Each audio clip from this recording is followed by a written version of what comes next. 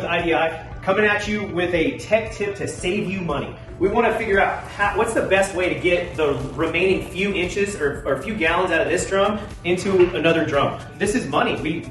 We have chemical in here. We can't just let it go to waste. So this is an easy way. When you're spraying a few gallons out of this drum or sprayed an hour out of this drum, I like to tell people, pull the pump out, wipe it down, set it off to the side.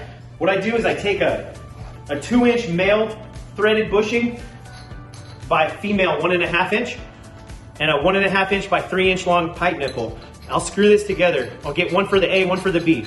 And this is my little pour-up spout. That's my A, designated by the red tape.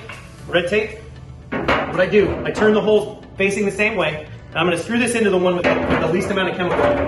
All right, so I'm going from here into here. You have a pour-up spout. All right, so what I do is I pull it out to the side, lean it over, and I can hang it up on that drum. I don't have to worry about where is it going. I mean, I can sit here all day long like this. Easiest part, just falls right in. All right, spin that drum around.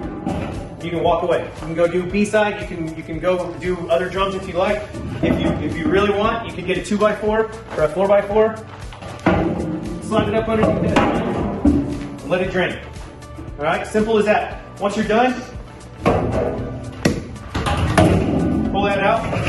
You always make sure to wipe this down. Get all that material off the inside of that cylinder. And grab some grease, some white lithium, no moisture, something that has zero moisture content in it. This Graco Fusion grease works great. You always grease those threads. Simple as that. The biggest thing, I want to get this chemical into this drum as fast as possible. I don't want it to sit in a shop for a couple months or a couple weeks. This stuff crystallizes. It will start to harden. You have a lot of air in there. That's what it's trying to find. It's trying to find air with moisture in it. So again, get this done as quick as you possibly can.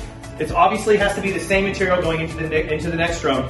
These are all empty. I don't want this material to sit in the bottom of this drum for any length of time. You're gonna have to obviously pull some material out of this drum before you can put a few gallons in.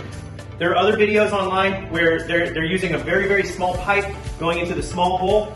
This one takes a lot less time. There's more volume coming through, but also there's less chance with the amount of space that this takes up in this new hole. A lot of this, if there's anything on the top of these drums, any trash, there's always trash. If there's anything on the tops of the drums, there's hardly a chance that it's going to be able to fall in that hole. So please, if you want to save money, like and share, send this tip to your friends, show them how to pour up material. You can be the expert. This is Aaron with IDI. See you next time.